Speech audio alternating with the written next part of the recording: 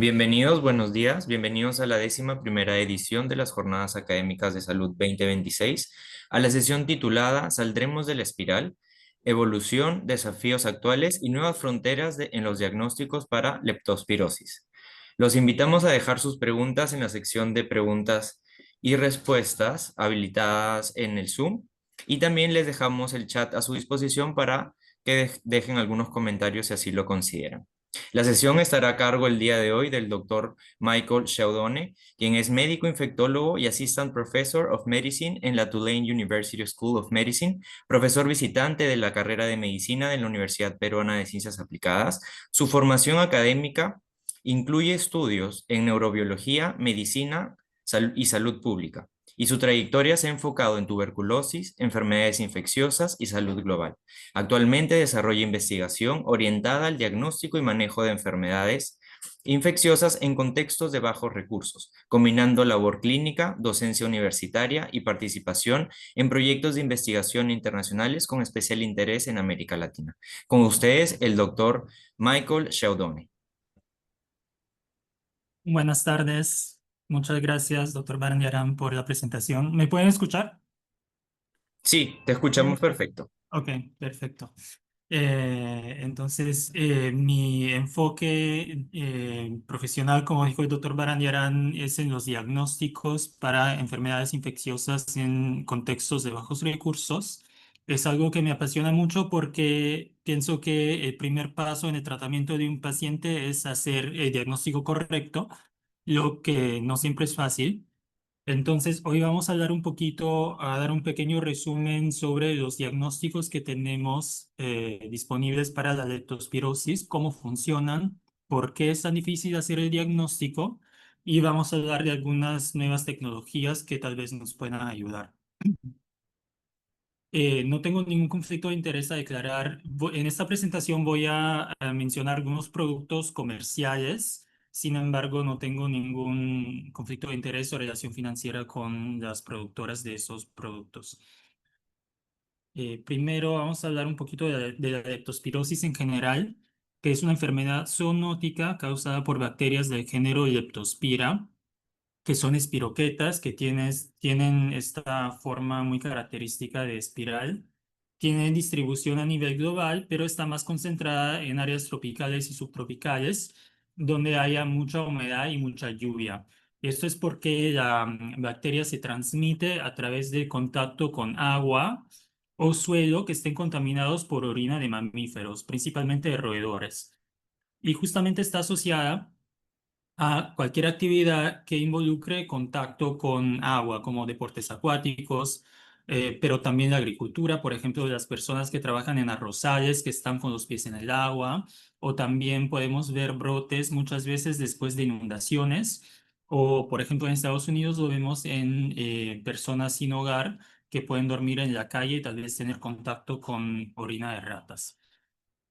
Las manifestaciones clínicas pueden variar. Puede ser completamente asintomática, puede presentarse como una enfermedad febril aguda que no se distingue de otras que son comunes en áreas tropicales como el dengue, la malaria, etcétera, y puede progresar a lo que llamamos síndrome de Weil, que es el conjunto de enfermedad hepática con aumento de bilirrubina, transaminasas, ictericia, etcétera, acompañada por enfermedad renal aguda con aumento de la creatinina, piuria, hipocalemia, hiponatremia, porque justamente la bacteria afecta a los tubos renales e impide al riñón de reabsorber esos electrolitos. También puede progresar a meningitis aséptica, hemorragia pulmonar y puede hasta ocasionar la muerte del paciente. Uno de los signos más distintivos es esta inyección conjuntival que vemos aquí. Entonces, en un paciente así, en la zona correcta, con enfermedad febril aguda y ojos así, hay que tener sospecha muy alta de leptospirosis. La evolución clínica tiene un tiempo de incubación que es en promedio de 1 o 2 semanas, pero puede ser más corto o más largo, hasta un mes. Y luego empieza la fase aguda temprana, que es la fase con fiebre, dolores, malestar general, igual que cualquier enfermedad febril aguda. Y aquí es donde aparecen las leptospiras en la sangre. Luego, al final de la primera semana de enfermedad es donde empezamos a producir anticuerpos, primero IgM, luego IgG, que eliminan la bacteria de la sangre, pero también al final de la primera semana es donde empiezan a aparecer las leptospiras en la orina, que puede durar más tiempo, no empiezan a disminuir en la tercera semana y también el anticuerpo IgM no disminuye después de unas semanas y se queda el IgG. Esto es importante cuando vayamos a hablar de nuestros diagnósticos porque según el tiempo de enfermedad en que nos encontramos o el tipo de molécula que vamos a detectar puede afectar la sensibilidad de la prueba. La epidemiología a nivel mundial tenemos más de 1 millón de casos por año que ocasionan alrededor de 60.000 muertes. Aquí en el mapa de incidencia vemos que la encontramos en todos los países, sin embargo, los países en azul más oscuro es donde hay mayor incidencia y vemos que están casi todos concentrados en la franja tropical. En Perú vemos que la mayoría de los casos ocurren en los departamentos de la selva, ¿no? Loreto, Madre de Dios, Ucayali, etcétera. Y si vemos aquí el número de casos por semana epidemiológica, vemos que sigue este patrón estacional, donde los casos aumentan siempre en los meses de verano, que es cuando las lluvias en la selva son más intensas. Ahora, la primera prueba diagnóstica de que vamos a hablar es el MAT, que es test de aglutinación microscópica. ¿Cómo funciona el MAT? Se mezcla la muestra de sangre de un paciente con una mezcla que incluye varias cepas de leptospira y en presencia de anticuerpos, estas leptospiras se van a agrumar, van a formar estas condensaciones aquí y en ausencia de anticuerpos se quedan sueltas, libres así en suspensión. Históricamente, el MAT es considerado el gold estándar para el diagnóstico de leptospirosis. Sin embargo, es una prueba que en realidad no es muy útil porque es bastante complicada porque requiere mantener cepas de leptospira vivas para hacer esto y entonces su utilizo se limita a laboratorios de referencia. Además, no tiene mucha sensibilidad en la fase aguda porque aún no estamos produciendo anticuerpos, entonces requiere muestras pareadas, o sea, repetir la prueba, si la primera es negativa, con otra muestra obtenida en la fase convalescente para confirmar el diagnóstico si es que observamos un aumento en el título de anticuerpos. Entonces no es muy sensible y detecta anticuerpos IgG e IgM y por eso no permite distinguir entre fases de la infección. Otro método es la microscopía de campo oscuro, que consiste en observar leptospiras directamente en una muestra de un paciente que puede ser de orina, de sangre o de líquido cefalorraquídeo. Así se ven las leptospiras bajo el microscopio. Pero esta prueba también em, es rápida, pero no está disponible en muchos lugares porque requiere personal entrenado y un microscopio de campo oscuro. Y también tiene sensibilidad y especificidad bastante bajas. Otro método es el cultivo. Sin embargo, la leptospira crece muy lentamente, entonces demora 6 a 8 semanas, lo que lo hace prácticamente inútil como diagnóstico en la fase aguda y sirve más para confirmar el diagnóstico y aunque también tenga baja sensibilidad, puede ser útil para estudios epidemiológicos para identificar las cepas o los serotipos que puedan estar circulando en un determinado lugar. Ahora, a seguir, vamos a hablar de los diagnósticos serológicos, que son los que más se utilizan en la práctica. Tenemos, por ejemplo, el ELISA, que detecta anticuerpos IgM, pero como ya vimos, esta prueba no va a ser útil en la primera semana de enfermedad porque todavía no estamos produciendo anticuerpos. A partir de los 5 a 7 días de enfermedad es donde empieza a positivizarse.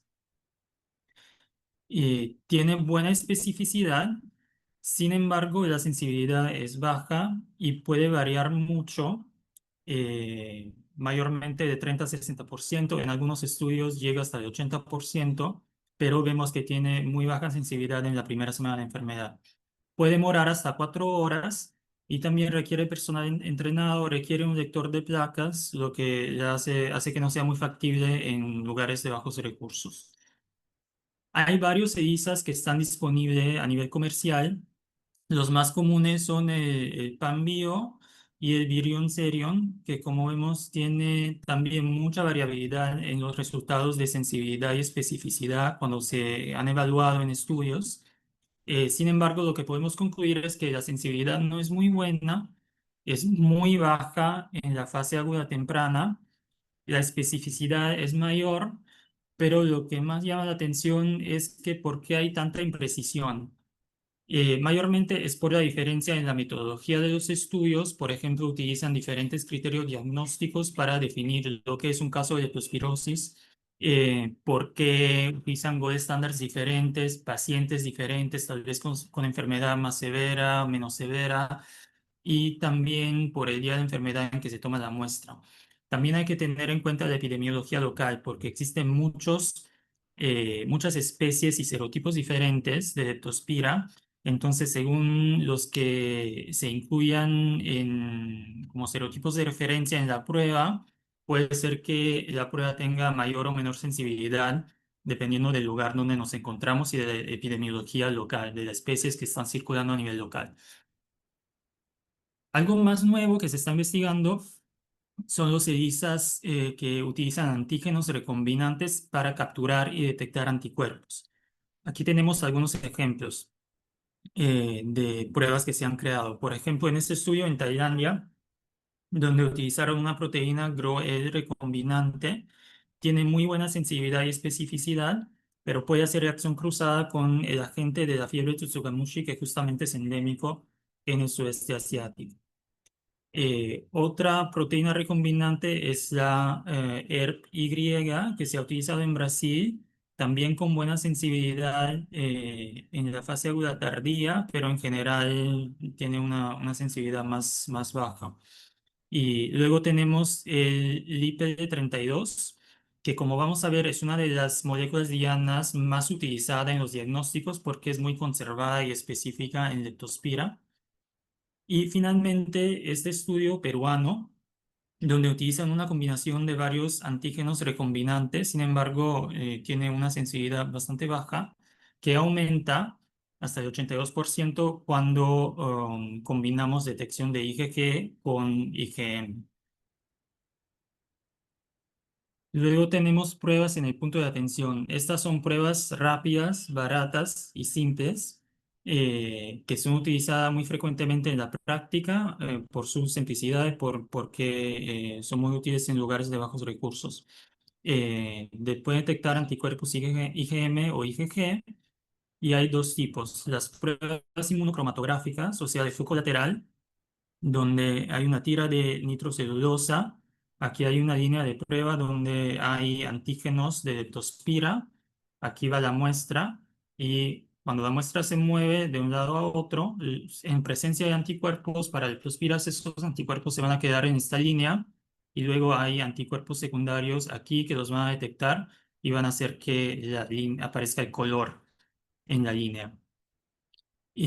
Aquí tenemos un ejemplo de una prueba de hemaglutinación o aglutinación de látex que utiliza partículas de látex recubiertas de antígenos para leptospira y en presencia de anticuerpos, cuando se mezcle esto con la muestra del paciente en presencia de anticuerpos, producen esta aglutinación, estos grumos.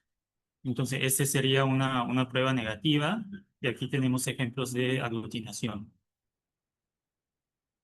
Y aquí tenemos un ejemplo de una prueba de flujo lateral, ¿no? Negativa y positiva al aparecer las dos líneas. Se ha hecho una metaanálisis de más de 20 pruebas diferentes de flujo lateral y como pueden ver hay una distribución muy amplia en los resultados de sensibilidad y especificidad, más o menos por los mismos motivos de que hablamos con respecto a la ELISA. Las pruebas más estudiadas y utilizadas son el Leptocheck y el Leptotec, que están disponibles a nivel comercial, pero también tienen mucha variedad en su sensibilidad cuando se han evaluado en su utilizo clínico, mucha imprecisión en las medidas.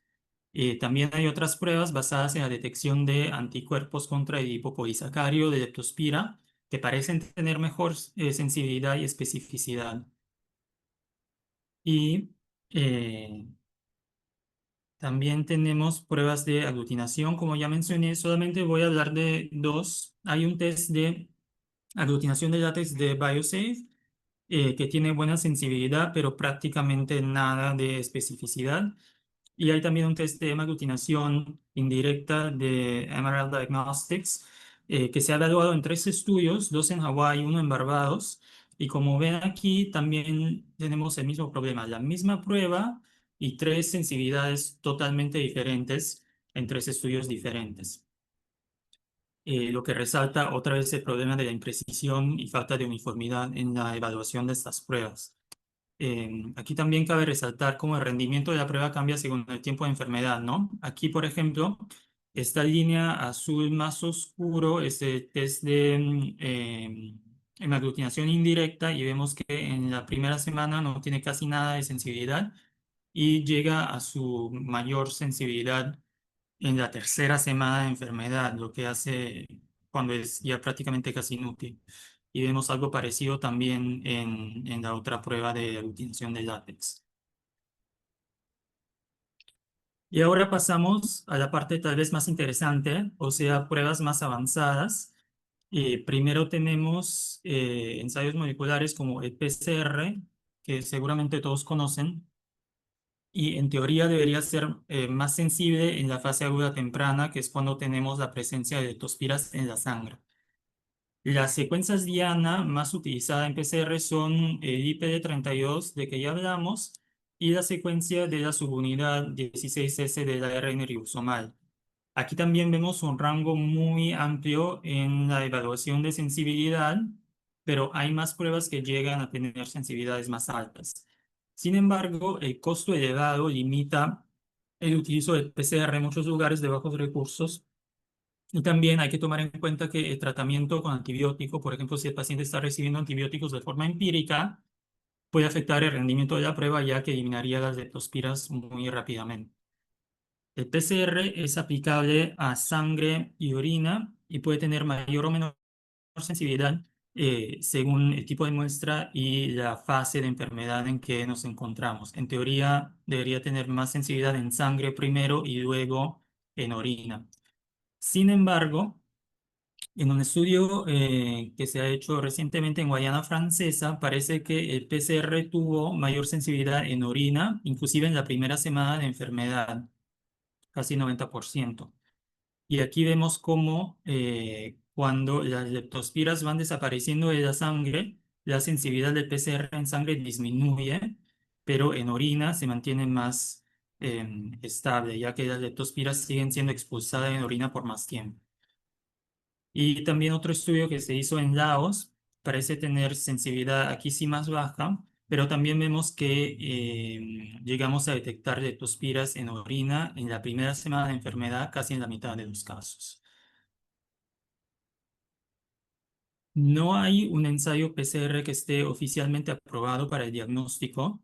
Sin embargo, hay este de Mode Biodiagnostics, que es el TrueNet Micro RT-PCR, que utiliza un sistema automatizado con un cartucho donde va la muestra del paciente y una máquina que hace todo automáticamente, inclusive la extracción de ADN, amplificación, que es parecido al GeneXpert que se utiliza para tuberculosis. Y de hecho, ModBio tiene un test parecido para tuberculosis también. Esta prueba se ha utilizado en un estudio en la India y parece tener excelente sensibilidad y especificidad, pero cuidado porque aquí lo han comparado con otro PCR. O sea, han utilizado otro PCR como el gold estándar. Entonces, no me sorprende que tenga resultados tan parecidos y no sé qué tan podemos confiar realmente en este resultado. Como mencioné, el mayor problema del PCR es su costo y su complejidad. Entonces, más recientemente se han investigado métodos de amplificación isotérmica, que es más simple porque no requiere termociclador. El método más estudiado es el LAMP, que es Loop Mediated Isothermal Amplification. Igual que el PCR, se puede aplicar a sangre u orina. Y hay una prueba LAMP que amplifica secuencia de IPD32 que todavía no se ha evaluado en aplicación clínica. Y hay dos más, una basada en la subunidad 16S del ARN ribosomal y otra que detecta el gen LIPD41. Sin embargo, ambas tienen sensibilidad muy baja. El RPA es Recombinant Polymerase Amplification, es otro método de amplificación isotérmica que es aún más simple que el LAMP porque utiliza menos cebadores y utiliza una recombinasa que permite que los cebadores se hibridicen con su secuencia diana sin la necesidad de separar las hebras de ADN con temperaturas muy altas. Hay una prueba basada también en el IPD32 que parece tener muy buena sensibilidad y especificidad comparada con el cultivo, pero sabemos que el cultivo también no es muy sensible. Y cuando utilizamos un gold estándar más amplio, vemos que la sensibilidad disminuye considerablemente. Y lo que me parece interesante de este estudio es que utilizaron este tipo de análisis estadístico. Como sabemos que el MAT también, aunque históricamente se considera la prueba gold estándar, en realidad no es un verdadero gold estándar y no tiene mucha sensibilidad en la fase aguda. Entonces, ¿qué hacemos cuando no tenemos ninguna prueba que realmente pueda ser 100% sensible y específica? En este caso han utilizado el análisis de clases latentes, que es un método estadístico que permite definir un gold estándar según probabilidades estadísticas, tomando en consideración los resultados de todas las pruebas. Y vemos que aquí tal vez nos da una evaluación más realística de lo que es la especificidad y sensibilidad de esta prueba. También hay la posibilidad de combinar el RPA con CRISPR. O sea, como ven aquí en la imagen, después de la amplificación se hace este otro paso donde una RNA guía, que es aquí el rojo, reconoce su secuencia diana en el producto de amplificación y a través de una proteína K se produce el corte de este oligonucleótido indicador que genera fluorescencia, como vemos aquí. Entonces aquí esta prueba tiene un límite de detección de más o menos entre 100 y 1000 células por mililitro y vemos que es específico para Leptospira y no reacciona con otras especies. Sin embargo, este tiene también una sensibilidad de más o menos el 60%. Aquí también vemos cómo la sensibilidad del RPA cambia según el tiempo de enfermedad, igual que el PCR parece ser más sensible en la primera semana en sangre. Aquí simplemente tenemos otra adaptación del ensayo RPA con CRISPR que utiliza el mismo principio que el anterior, pero aquí detectamos el oligonucleótido indicador en una tira de flujo lateral. Entonces, en ausencia de amplificación, el indicador permanece intacto y es detectado aquí en la línea de prueba. En caso de resultado positivo, se corta el indicador y aquí no aparece nada. Y aquí tenemos algunos ejemplos. También aquí parece que tenemos un límite de detección de 100 células por mililitros. Otra manera de hacer el diagnóstico más temprano es detectar antígenos de leptospira. O sea, si todavía no estamos produciendo anticuerpos, vamos a detectar partes de la misma bacteria. Se han hecho estudios para detectar antígenos de leptospira utilizando anticuerpos monoclonales y aquí tenemos algunos ejemplos. Por ejemplo, en este estudio que han hecho en Tailandia, es interesante porque miden la sensibilidad de la prueba a través del tiempo. Cuidado que aquí estamos hablando de días de hospitalización, no días de enfermedad, pero en general dicen que las muestras se tomaron en promedio el tercer día entre el tercer y cuarto día de enfermedad, lo que es bastante temprano. Tiene sensibilidad alta y también luego tenemos estas otras pruebas que detectan el antígeno IPD32 con buena sensibilidad en sangre y orina.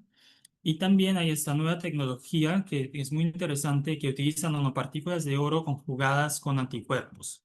Entonces, en presencia de antígeno, en la muestra del paciente, estas partículas se agruman y precipitan, como podemos ver aquí en la imagen. Entonces, por ejemplo, este sería un resultado positivo y en caso de resultado negativo se quedan en suspensión. Entonces, esta es una prueba rápida y fácil porque se puede simplemente observar el resultado. Y tiene un límite de detección de 10 células por mililitro, pero todavía no se ha utilizado, no se ha evaluado su utilizo clínico como aplicación clínica.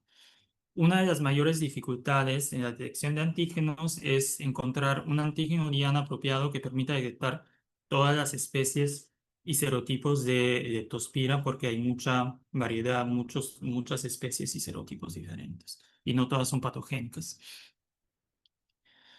Y con esto pasamos a hablar de algunas de las nuevas tecnologías más interesantes que se están investigando. Aquí, por ejemplo, tenemos detección de antígeno ETFB mediante aptámero. Un aptámero es un oligonucleótido expresamente diseñado para reconocer antígenos. Funciona casi como un anticuerpo. En este caso, tenemos unas perlitas magnéticas conjugadas con un oligonucleótido que es complementar al aptámero y se colocan en este electrodo aquí. Luego, si agregamos azul de metileno, este se va a intercalar entre el aptámero y su secuencia complementaria y va a generar una corriente eléctrica. En presencia del antígeno, el aptámero va a formar este complejo con el antígeno y se va a separar de la perlita, entonces no vamos a tener azul de metileno aquí y no vamos a tener generación de corriente. Entonces, una disminución en la corriente eléctrica indicaría un resultado positivo. En un estudio preliminar, esta prueba tuvo una sensibilidad de 100% y especificidad de 80%. Eso fue en Tailandia. Otra tecnología muy interesante es esta detección de antígeno IPD32 con anticuerpos conjugados con ferroceno.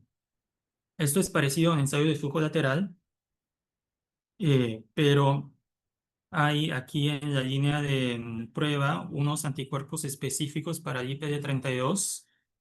Aquí se carga la muestra y hay otro anticuerpo secundario que reconoce otro epítopo de IPD32 aquí. Y cuando se forme este complejo, el ferroceno se reduce y eso genera una corriente eléctrica que es detectada por un electrodo que está dentro de la tira aquí. Y se puede ver hasta con un smartphone, ¿no? Entonces, es una prueba simple y portátil que podría ser muy útil. Aquí vemos que la corriente es directamente proporcional a la concentración de antígeno, como vemos aquí, y en un estudio preliminar donde se utilizaron solamente 5 muestras de pacientes positivos para leptospirosis y 5 negativas, vemos que tiene una sensibilidad de 80% y especificidad de 100%, pero es solamente un estudio preliminar con muy pocas muestras. A seguir tenemos este otro tipo de electrodo que también utiliza anticuerpos primarios para el IPD32 y anticuerpos secundarios aquí conjugados con oro que generan una señal eléctrica. Y aquí vemos que también la corriente es directamente proporcional a la concentración de antígeno. Y en otro experimento, utilizando lisados celulares, vemos que la corriente también es proporcional a la concentración de células de leptospiras patogénicas, pero aquí en esta línea vemos que no hay reacción cruzada con especies de leptospira no patogénicas. Aquí tenemos un ejemplo de detección de antígeno con un nanotubo de carbono, que es esta estructura enrejada de átomos de carbono conjugada con anticuerpos primarios. Aquí en verde tenemos las leptospiras. El IPD32 es una proteína de membrana, entonces el anticuerpo va a inmovilizar, a capturar el antígeno, inmovilizar la leptospira aquí, y luego un anticuerpo secundario marcado con rodamina se va a unir y genera fluorescencia. Este ensayo tiene una sensibilidad de 81% y especificidad de 92%, sin embargo, requiere un microscopio de fluorescencia, lo que limita su utilizo a laboratorios especializados.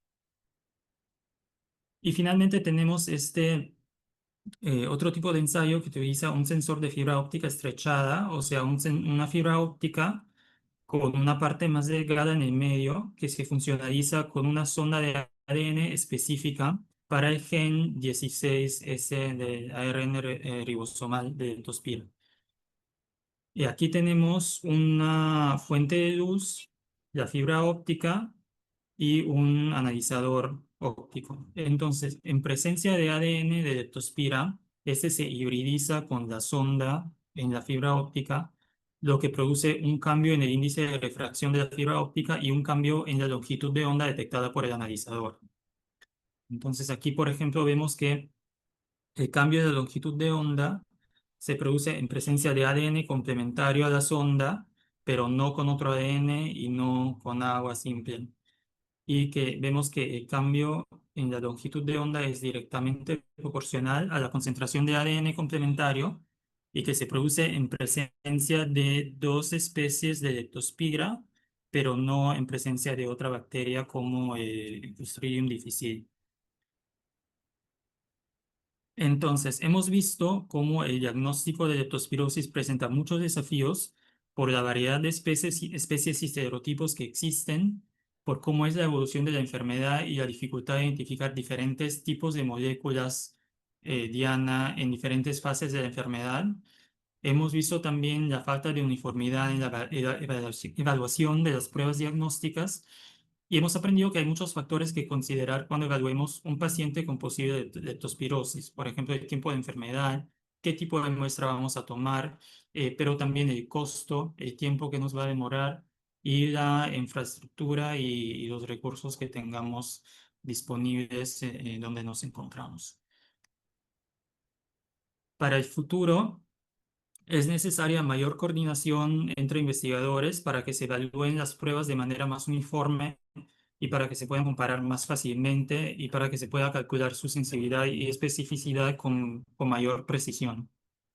Otro problema es la ausencia de un verdadero gold estándar y en este caso tal vez el análisis de clases latentes nos puede ayudar.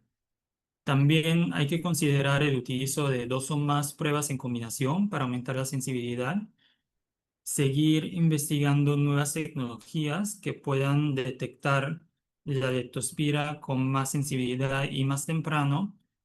Hemos hablado, por ejemplo, de los biosensores, pero también existe la posibilidad de individuar patrones de biomarcadores, por ejemplo, citoquinas o reactantes de fase aguda que sean distintivos en pacientes con leptospirosis. Por ejemplo, también el análisis de la composición de aliento. Esto se ha probado, por ejemplo, en tuberculosis. No se ha hecho todavía con leptospira, pero representa una posible área de investigación futura. Y finalmente, concentrarse en pruebas rápidas, simples y baratas que sean accesibles en laboratorios de bajos recursos, como puede ser la amplificación isotérmica, las pruebas en el punto de atención o también ensayos múltiplex que puedan detectar muchos patógenos a la vez, lo que sería muy útil en casos de, por ejemplo, enfermedad febril en zonas tropicales donde el diagnóstico diferencial es muy amplio. Entonces, espero que hayan aprendido algo nuevo, interesante. Aquí tengo todas mis referencias y podemos pasar a las preguntas si hay. Perfecto.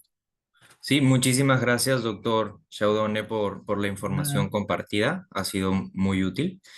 Por favor, los invitamos a los asistentes a que puedan dejar sus preguntas en la sección de preguntas y respuestas. Tenemos una primera pregunta de Dunesca Ruiz. Consulta, cuando se solicita detección de ADN para leptospirosis y es negativa, según su exposición, entonces, ¿no descartaría la infección por leptospira? ¿Puede repetir? Se cortó en algún Claro que momento. sí. Cuando se solicita detección de ADN por Ujú. leptospirosis y es negativa, según su exposición, entonces no descartaría la infección por leptospira. Ah, sí, claro. Bueno, con los ensayos que tenemos en este momento disponible no se descartaría porque, como vimos, ninguno tiene sensibilidad muy alta. Depende también del tipo de prueba que uno haga, del tipo de secuencia que se utilice, de cómo es la epidemiología a nivel local. Entonces depende de muchos factores. Pero sí, en general no lo descarta completamente, dependiendo también del día de enfermedad en que nos encontramos. Pero por eso es que no hay ningún ensayo basado en PCR o en detección de ADN en general que esté oficialmente aprobado para hacer el diagnóstico. Perfecto, muchas gracias. Tenemos otra pregunta. Entre las Ujú. nuevas estrategias diagnósticas que se están desarrollando, ¿cuál considera usted que tiene mayor potencial para mejorar la detección temprana de leptospirosis en contextos clínicos y de medicina comunitaria? Ah, muy interesante. Bueno, hay varias y en realidad estamos todavía en fases muy tempranas de la investigación, entonces hay mucho más que hacer y evaluar. Pero me parece, yo creo algo parecido a esto, con algo que sea muy simple pero que tenga suficiente poder de discriminar, como por ejemplo con generar estas señales, corrientes eléctricas. Ujú, Creo que sea algo que merece más evaluación, especialmente porque algo así sería muy útil en lugares muy alejados, por ejemplo, de bajos recursos, para que ujú. se pueda hacer la prueba de manera fácil, sencilla, rápida, no requiera mucho entrenamiento. Entonces, algo Ni como tampoco este infraestructura, biosensor, claro. claro. Por ejemplo, bueno, este no porque necesita microscopio, Ujú. pero Y ese también también puede ser necesita de un equipos. poco Ajá. más complicado, sí. Claro. Ajá. Y entonces, una consulta, si por ejemplo, en un caso, Sí. tu perrito, por ejemplo, tiene lectospirosis, ha salido positivo a la prueba de Ajá, lectospirosis, tú de repente, como dueño de la mascota, podrías desarrollar también la enfermedad o haberte contagiado, ¿no? Entonces, desde la sospecha de que tu perrito se ha contagiado, ajá, ¿cuánto tiempo debería ajá. pasar y tú recomiendas hacer la prueba de detección de la enfermedad? Ah, bueno, en realidad depende del tipo de prueba, ¿no? Como Ujú. vimos, algunas, por ejemplo, las basadas en detección de antígenos o de ADN se positivizan más temprano y las serológicas más tarde. También hay que decir que en el caso de mascota, eso no sería muy preocupante porque el contagio se produce por el contacto con la orina. Ah, ok, Entonces, una mascota que tenga leptospirosis, uno probablemente no se va a contagiar. Es ok. más cuando uno tenga exposición a, por ejemplo, agua contaminada en, en- en lugares abiertos Ujú. o por actividades, deportes acuáticos o por contacto con agua en contexto de trabajo de agricultura o Ok, inundaciones. ok, ok, queda claro Sí, pero entonces. si hay una exposición sospecha, en realidad sería al aparecer de los síntomas, porque O sea, ni recordamos también, bien, ok, ni bien aparezcan síntomas, ahí es recomendable sí, hacerse la prueba. sí, Perfecto. No sé si por ahí tienen alguna otra consulta. Ah, ok, en el chat tenemos... Ah, ok, ujú, sí, ya respondimos tu pregunta, muchísimas gracias. Eh, Estamos dejando en el chat igual el enlace de registro de asistencia a todos los que se hayan conectado. En base a la información que hayan reportado a través de este registro, vamos a emitir los certificados de participación. Agradecemos al doctor Chaudone por su tiempo y su participación en las jornadas académicas de salud 2026. Gracias también a los presentes por acompañarnos durante el desarrollo de la sesión. Eh, por favor, les invitamos también, si desean participar en las demás sesiones que tenemos hoy por la tarde a partir de las 2. Muchísimas gracias por sumarse, doctor Chaudone, a las jornadas académicas de salud 2026 y a todos los asistentes por haberse conectado a la sesión del día de hoy. ha sido un placer, gracias.